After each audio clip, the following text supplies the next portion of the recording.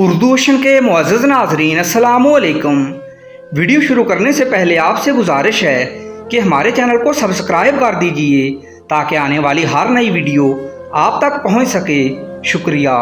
ہمارے گھر والے پیروں فقیروں اور تعویذ گنڈوں پر یقین نہیں رکھتے تھے، لیکن بدقسمتی سے میری شادی جہاں ہوئی تھی وہاں گھر کے سب افراد ہر کام شروع کرنے سے پہلے بابا جی سے اجازت لینا اور ان کی خدمت میں نذرانہ پیش کرنا فرض عین سمجھتے تھے۔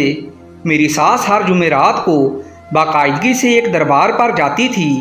انہوں نے کئی بار مجھے اپنے ساتھ لے جانے کی کوشش کی، لیکن میں ہر بار کوئی نہ کوئی بہانہ کر کے ٹال دیتی تھی۔ لیکن میری قسمت میں زیادہ دیر فرار ہونا نہیں لکھا تھا۔ ہوا کچھ ایسے کہ شادی کا 1 سال گزر جانے کے باوجود مجھے اولاد کی کوئی خوشخبری نہیں ملی، تو میری ساس نے میرا جینا دوبھر کر دیا۔ اٹھتے بیٹھتے ایک ہی بات کرتی کہ اگر میرے کہنے پر بیری والے بابا کے پاس سلام کرنے گئی ہوتی تو اب تک تیری گود بھری ہوتی۔ میرے پاس احتجاج کرنے کو اب کچھ نہیں بچا تھا، اس لیے ایک دن چپ چاپ اپنی ساس کے ساتھ بیری والے بابا کے دربار پر پہنچ گئی۔ وہاں اکا دکا لوگ نظر آ رہے تھے، جن میں سے زیادہ تر عورتیں تھیں۔ ہم نے دربار کے احاطے کے باہر جوتے اتارے اور اندر داخل ہو گئے۔ میں اپنی ساس کو دیکھ کر وہی عمل دہراتی رہی جو وہ کر رہی تھی، حالانکہ اندر سے میں اپنے ہر عمل سے بیزار تھی اور ساتھ ساتھ اللہ سے معافی مانگ رہی تھی، کیونکہ بچپن سے ہی ہمیں ایسے کاموں سے منع کیا جاتا رہا تھا۔ دعا مانگ کر جب دربار کے ڈبے میں پیسے ڈال چکے تو میری ساس نے کہا، جاؤ بہو، وہ سامنے کمرے میں بابا جی کے خاص مرید بیٹھے ہیں، ان سے دعا لے کر آؤ اور کہنا کہ بابا جی مجھے اگلے سال تک گود میں بچہ چاہیے۔ میرے لیے اب یہ نئی مصیبت تھی کہ زندہ سلامت انسان سے جا کر اولاد مانگوں۔ میں نہ چاہتے ہوئے بھی اس کمرے کی طرف چلی گئی۔ کمرے سے ایک عورت باہر نکلی۔ اس کے چلنے کا انداز اور کپڑوں کی حالت کچھ اچھی نہیں تھی۔ اسے دیکھ کر مجھے حیرت سی ہوئی۔ جب وہ عورت کچھ دور چلی گئی تو میں کمرے میں داخل ہوئی تو جو منظر میں نے دیکھا، اگر میں منہ پر ہاتھ نہ رکھتی تو میری چیخ نکل جاتی۔ کمرے کے بیچوں بیچ کپڑوں سے بے نیاز ننگ دھڑنگ ملنگ کھڑا تھا۔ میں الٹے قدموں واپس مڑنے لگی تو اس گندے حلیے والے ملنگ نے آگے بڑھ کر میرا بازو تھام لیا اور کھینچ کر مجھے اپنے ساتھ لگا لیا۔ اس کے جسم سے ایسی بدبو اٹھ رہی تھی، بے اختیار مجھے الٹی آنے لگی۔ یہ سب اتنا جلدی ہو گیا کہ مجھے سوچنے سمجھنے کا موقع ہی نہیں ملا تھا۔ اچانک میرا ہاتھ اٹھا اور اس ملنگ کے منہ پر پڑا۔ اس کے بعد میں نے اس کے منہ پر تھپڑوں کی بارش کر دی۔